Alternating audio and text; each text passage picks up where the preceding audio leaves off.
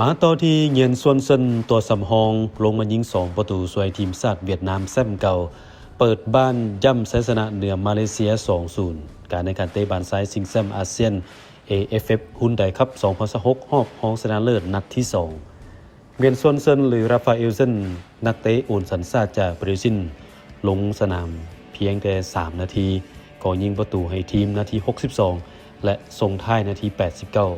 พาเวียดนามแซมเก่าชนะมาเลเซียแบบไปกับรวมผล2นัด4ประตูต่อ0เข้ารอบชิงชนะเลิศไปป้องกันแซมกับไทย